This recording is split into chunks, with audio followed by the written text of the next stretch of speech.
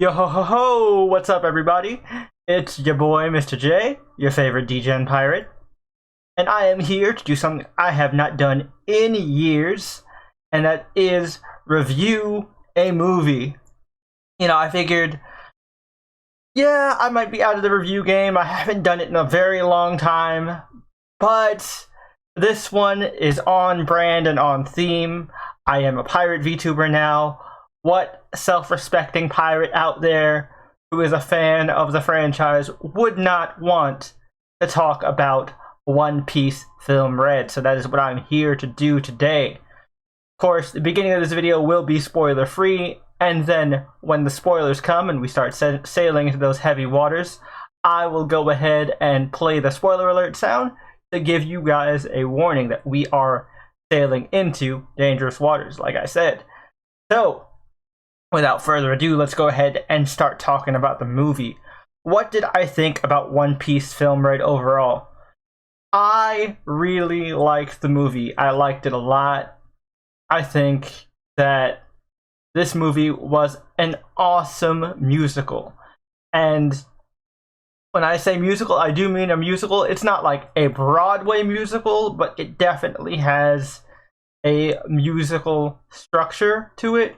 So if you are not a fan of musicals at all, then you might want to skip this one. But if you love musicals, or you're alright with them, you could, take it or leave it, then I think you'll enjoy this movie a lot. The music in it is really great, to be honest. I think it is one of the strongest elements of the movie. The new character Uta is really awesome. I love how her powers work. We'll get more into that in the spoilers section, because obviously, like, a big part of the movie is Uta and her powers. So we can't really go into depth about it without going into spoilers, but I really enjoyed it.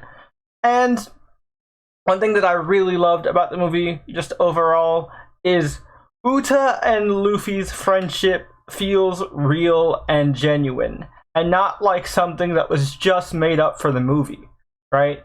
Like, there is one of the older One Piece movies where Zoro meets, like, his childhood best friend, some dude. I don't remember the guy's name. And, like, they talk about how they trained together in Shimosuke Village and all that stuff. But he never mentions Kuina at all. Kuina is never brought up, and how that would have affected both of them, since they were both around when she died, if they were childhood best friends at the same time. But with Uta, like, it all, like, lines up. Nothing contradicts anything. And their friendship feels real. They really do feel like friends. Uta herself is just an awesome character. I love her character design, first off. We're going to have a whole section to talk about Drip, don't you worry about that. But Uta is a really good character. There are some very well utilized characters, fan favorites, all throughout this movie. But it's not as overstuffed as Stampede, which was kind of a big issue I had with Stampede. As fun as that movie was, as big of a celebration of the franchise as One Piece Stampede was, like, there were too many characters in it, even if they were just cameos. But with this, the characters that they did use, which I won't spoil, were really fun and really awesome. They made a lot of sense and fit the theme very well. And, like, the only major complaint I have that I won't really spoil is I think there are too many plot twists in this movie. I'll get more into detail about that in the spoiler section, but that's honestly my only real complaint. There were too many plot twists, and it made the plot a little confusing towards the end. But again, won't get into that because of spoilers. Overall, the movie is really fun. The music is really great. The animation during the music is really awesome. It has a very film gold feel to it, because it has, like, very bombastic, high energy stuff, especially all of Uta's numbers. They're great. I love them. The action is really well done. And just so you guys know, the trailers did not lie to you. Shanks is indeed in this movie and plays a substantial part. I will not go into detail about how, why, or when, because spoilers. But I do want you to know, the movie does not lie. Shanks is crucial to the film. I won't say in what way, but he is, and it's great. Honestly, you will definitely get your money's worth if you are a One Piece fan. I highly recommend you go see it. It was great. I had a fun time, and honestly, I brought my cousin, who is not a massive One Piece fan. Like me, my cousin, and his little brother. His little brother has not watched One Piece. He's only read up to Shire Village, so he didn't really know much, but he was able to follow along and understand most of it. So if you have friends who aren't One Piece fans, but maybe, like musicals and like anime, take them to see it. I think they'll have a fun time regardless. You'll just have to explain some of the references and bigger implications and stuff. So, yeah, that is the spoiler-free section. But before we jump into spoilers, I want to do, like I said, a special section that I like to call Drip Check. Now, this is exclusive for the One Piece Film Red review. I won't do this for every movie review, but this one in particular I have to, because there's just such great drip on display here. We're not going to go over everybody's fit, because that would be an entire video onto itself, but just talking about the fits overall, we're going to start off with the boy Luffy. Luffy's Film Red outfit is solid. Love the color scheme. It very much matches his personality. It honestly is very, Pirate King, punkish attire. It fits Luffy really well. Sanji, not really much to say about Sanji. Just kind of your casual, stylish drip for Sanji, as per usual. He's got some nice shades on. Looks real good on him. Zoro has a really dope jacket. I love Zoro's jacket in this movie. His outfit, again, very much like Sanji. Simple, to the point, but still stylish as hell. Zoro looks great. And then Chopper, usual Chopper stuff. Chopper looks adorable as all heck. And, he is a big Usta fan, so you see him waving the cheer sticks and stuff like that. It's really cute. Let's get back to talking about this. So that was the drip check. Now we're going to talk about the major stuff with the plot. So you know what that means? If you have not seen the movie, then you're gonna have to jump ship at this point. We'll drop you at a safe port so you can remain spoiler free. But for now, I bid you adieu, non-spoiler people. Go watch the movie. But everyone else, fair warning, we are now sailing into spoiler-heavy waters. Here we go. All hands, this is a warning. Spoilers incoming, heavy spoilers ahead. Rough waters, we are heading into heavy spoiler territory. I repeat, we are heading into heavy spoiler territory. Alright, that was your warning, y'all. So, let's talk some spoilers. Alright, right off the bat, I want to say they really utilized the side characters really well. I love that since Uta's powers are pocket dimension based, that we also got to see other pocket dimension based users in action, which also means we get to see the boy Bluno from CP0, who we have not seen since the Enies Lobby arc, if I'm not mistaken. We know from the manga that Bluno, Kaku, Jabra, Khalifa, the former members of CP9 all got promoted to Aegis Zero, but so far we've only seen Spandam, Kaku, and Lucci in the manga at least. So it was really nice to see Bluno. We also saw Khalifa, so that was dope. Brule was involved in this. There was a whole thing with the Big Mom pirates, which made me kind of confused. I don't know if this takes place post Wano. It feels like it does, because they mention Luffy as an emperor. They did call him the 5th emperor, but they did mention Luffy as an emperor. And, like, Gear 5th happens. That's the major thing I wanted to talk about with the movie, is Gear 5th happens. Don't worry, they can't see you. But yeah, Gear 5th happens. So I don't know what the deal with that is. And, like, that brings up a whole host of things. Like, does this confirm that Big Mom is alive post Wano? Or is this movie non-canon?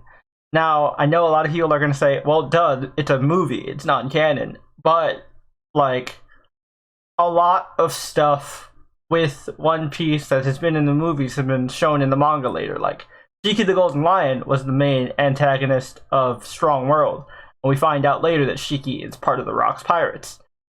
Now, I do think that this will be kind of similar, where parts of the movie are canon and parts aren't. Like, I think that Uta herself will be a canon character, and maybe she will have passed, but the circumstances will be different. Or maybe Uta will be around in the manga, we just haven't seen her yet. I don't know. I don't think so, though, because, like, the way I rationalize it with, like, the movie is, of course, we don't see her in Romance Dawn, because by then she had been left at Elgia.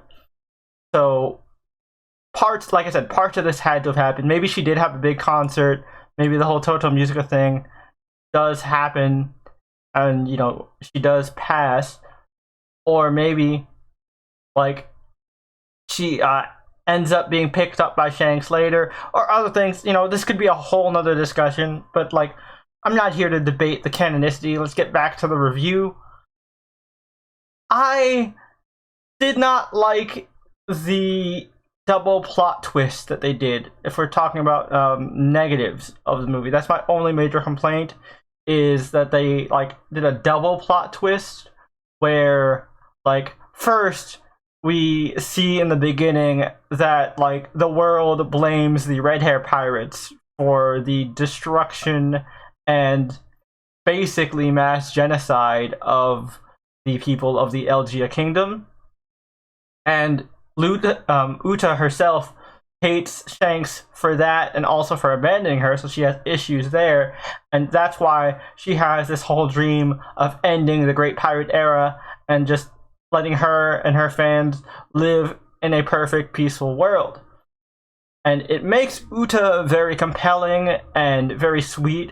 We actually get to see something that we rarely get to see in the One Piece world, and we get to see the negative effects of piracy and the fact that there are more traditional pirates out there. A lot of us tend to forget that because we follow Luffy and the Straw Hats, and, you know, some of the other pirates we meet, like Law and the others, are very moral, good pirates who, you know, don't like to harm innocents and different things like that. But there are pirates out there in the One Piece world that do the traditional loot, plunder, and destroy, and it's ruined a lot of the world. And it's really cool that the movie addresses that, and it incorporates that into Uta's dream.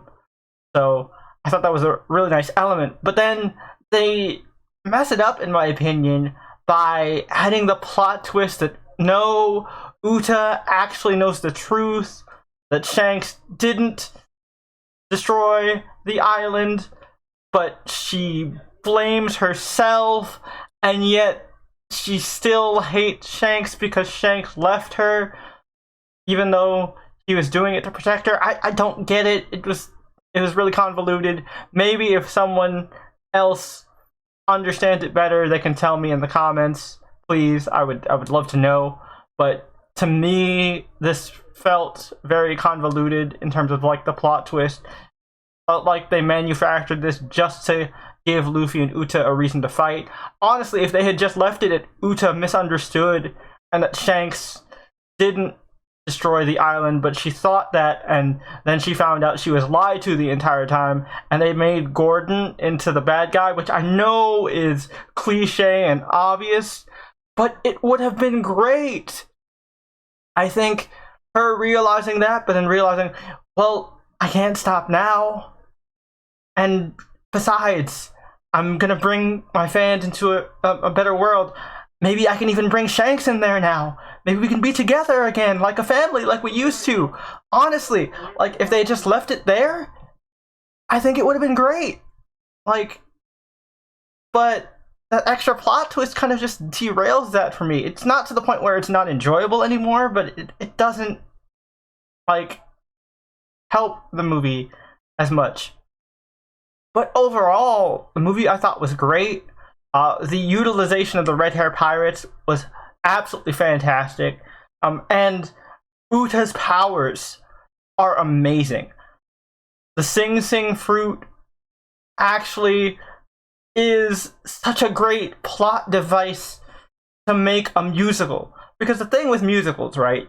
You have to have, you know, diegetic music. Like, music that is, like, a part of the plot. And then, of course, there's non-diegetic music where, like, kind of it happens in the world of the song. One Piece Film Red gets away with having both because literally Uta creates the world of the song where the music happens, and it is so good. It's such a great device, and then it's used later on when the red-haired pirates come. As soon as I realize that Uta creates a world of the song dimension with her powers, I put it together that, oh, that's how they're gonna have the red hair pirates and the straw hat pirates in the same place at the same time without Luffy ever meeting Shanks and, you know, messing with the integrity of them not meeting until Luffy becomes a great pirate and returns the hat to Shanks. That was great. I absolutely loved it. And just getting to see Usopp and Yasopp interact and, like, them talk back and forth, it was so good. Like, Usopp once again gets to come through as the MVP during the final fight, very much like Stampede. 2 movies in a row where Usopp gets the dub. That's amazing. You know, Usopp fans, y'all are really eaten in terms of the One Piece movies. Much more so than you are in the manga and the anime, because, man, Usopp just hasn't really gotten to do much lately. But that's just a overall manga discussion. But yeah, the final match where the red hair pirates and the straw hat pirates, as well as the assorted allies, come together to destroy Total Musica was absolutely fantastic. Super hype. I loved that clash, and getting to see Gear 5th before the anime was just absolutely amazing. If you're watching this in the future, and Gear 5th has already happened, let me know what you thought about Gear 5th in the anime in the comments down below. But yeah, this is amazing. I really enjoyed the movie. I had such a great time. I will honestly give this movie a solid 8 out of 10. I really enjoyed it. It was great. I had a good time. Honestly, if the run in theaters lasted a little longer, I might even go see it a second time. But yeah, let me know what you guys thought about the movie in the comments down below. As always, don't forget to leave this video a like to let me know you enjoyed it. And if you like what I do here and you want to see more from me, be sure to hit that subscribe button and notification bell so you get notifications every time I upload a new video. I will try and be more active on the YouTube channel. I won't just post roll videos. Eventually, I'm going to start posting like stream highlights and like out of context compilations and things like that. And who knows, maybe I'll do a few more reviews, but, you know, do them for just big releases like Black Panther and other big movies, and maybe I'll do some for like anime season reviews for the seasonal anime that I've been watching. But let me know if you want more of that and you like these reviews. Tell me you want to see more in the comments down below. It'll definitely help me out a lot. I would like to know, what you guys want to see on the YouTube channel. I want to try and improve this to make it a good secondary platform. But the main place you can interact with me and, hang out is over on my Twitch channel on twitch.tv/MrJVT. So definitely check me out there. I stream pretty often. We talk One Piece a lot. We, weeb out about different shows, and obviously just have some fun, random tangents and conversations while I play video games in the background.